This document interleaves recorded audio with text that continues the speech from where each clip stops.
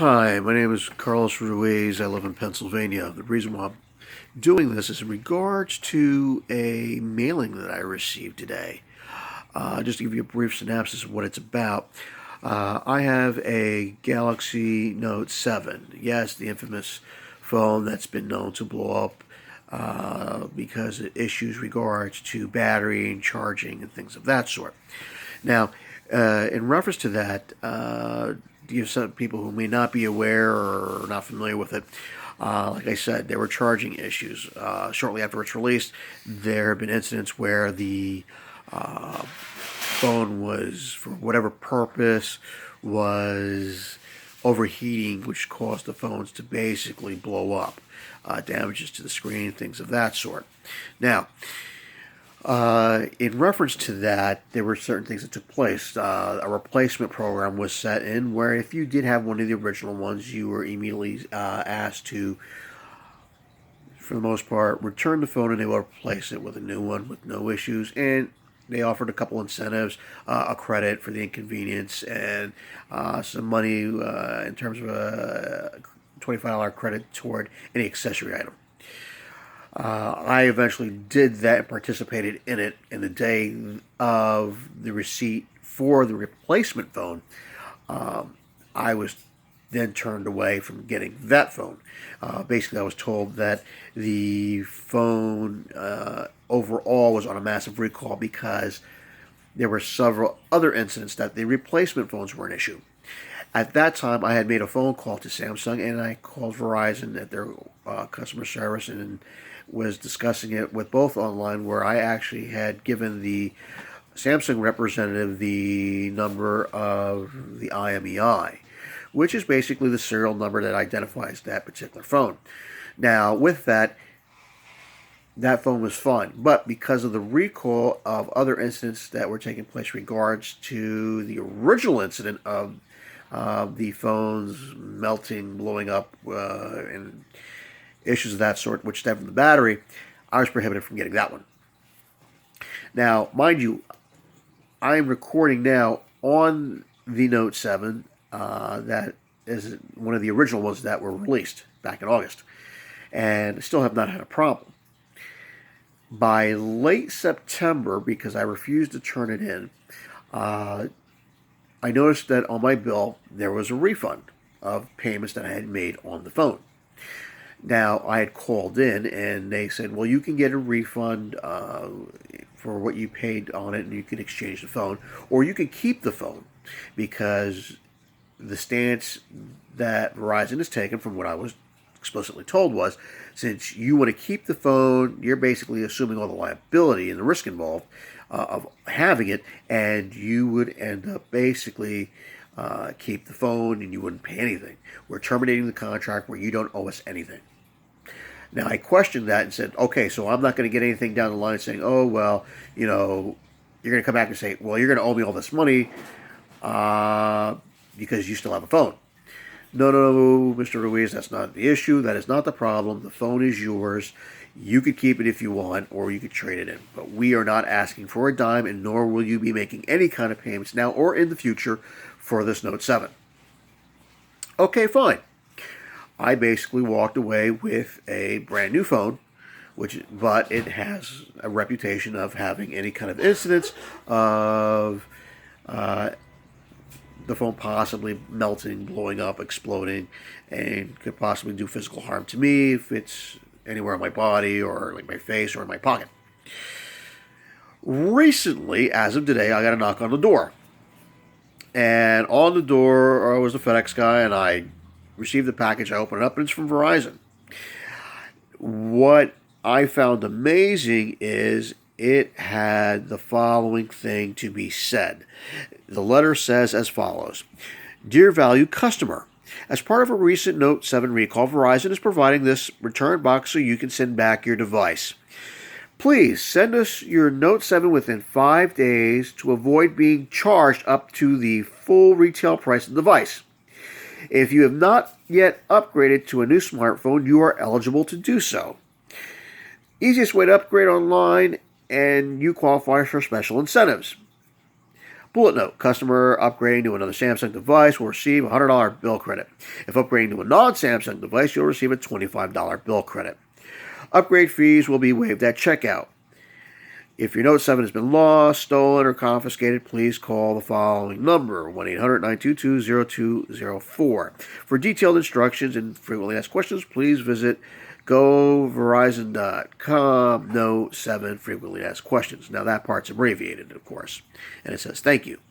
At the end of the video, I will show you the letter that Verizon sent, and you will see the box. Since that, or I'm going to go back a little bit, I should say, there were some things that Samsung has done to initiate anything and everything possible for the normal person like you and I to return the phone.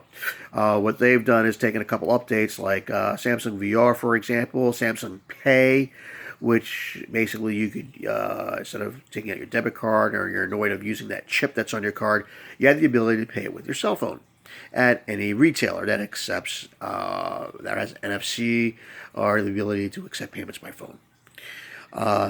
There are some other things that Samsung does have that they have issued a restriction from any support or updates. Now, to help validate that, I did just recently get off the phone with Samsung and had a nice 20-minute plus conversation with them. And they had stated because of the Consumer Protection Safeties Committee, in regards also to the recall, they were prohibited and they will not be updating the phone in any kind of software, firmware, for any kind of applications like the aforementioned that I said previously. But the interesting part is they also downloaded software that restricted charging capability from 100% to 63%. Now, back in December of 2016, there was a press release where Samsung also stated that they were going to refuse to have it go any further, that they were going to basically do an update installation that would, for all intents and purposes, brick the phone.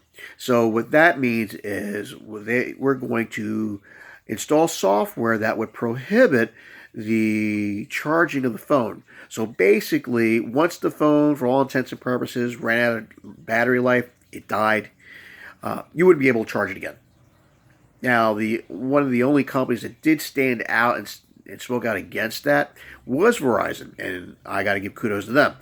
And it was a very common sense and logical approach. Look, you're doing it during the holiday season, a lot of traveling going on. Last thing we want to do is have something some harm happen to any of our customers, and that they would have the inability to make any calls because of this. So kudos to Verizon. Use some really common sense tactic on that. Wish you see more things like that happen in the future. Now, bring us up to full speed here.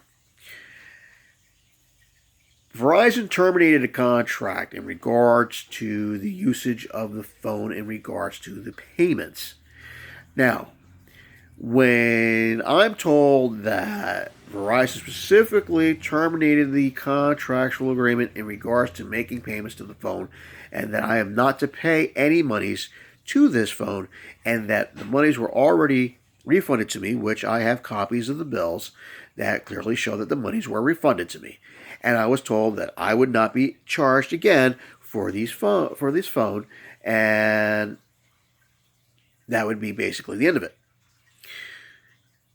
To turn around 4 months later and send me a document saying that now you're going to charge me for the phone, you're basically creating a liability. Samsung's approach is we are free from that. Verizon paid for the phones in advance. They've got the monies for it. If they want to get the money back, they have to get the Note 7 back to get the refund. There are those of us that have had the Note 7 from inception. Great phone, never had a problem, no overheating issues. Didn't have a scenario where the phone is going to blow up. Obviously, by the video, I'm fine facially. There's no scars. I still have all 10 fingers. It did not melt, blow up in my hand, face, the whole 9 yards. If it was going to do that, it would have done it by now. It's a good product.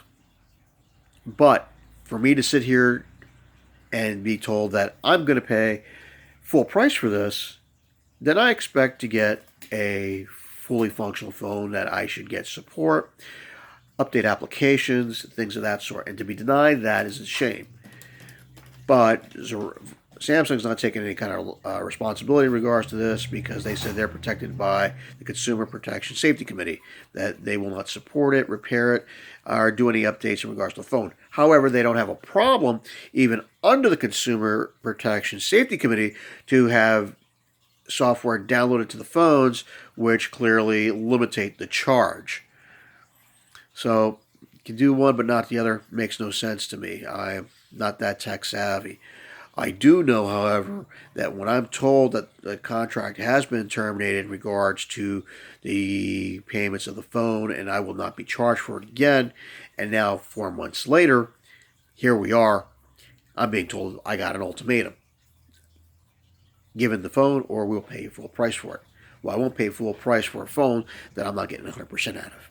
Now, here is the note. Bear with me while I set this up, where you can actually see this.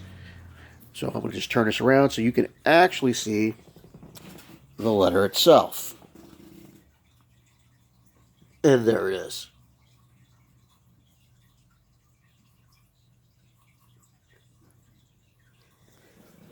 Now, that's pretty much straightforward. I mean, you can't sit here and tell me one thing and then say another. I have no intentions, and I've already told Verizon I have no intentions of paying for this particular phone after I was told that I will no longer be charged for it, and I can keep the phone for as long as I like. To be quite frank with you, it's a great phone, but I'd like to keep it until the Note 8 comes out, or if it comes out under another name, they've been kicking around, it'd be the Pro Series, or I don't know, whatever the flagship would be in terms of the phablet realm. You decide.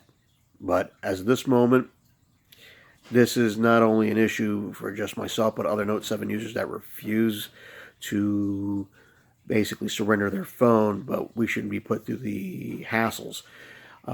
Since that time that we have now, and going back with all the messages and the harassment of this phone's on recall, we get them constantly.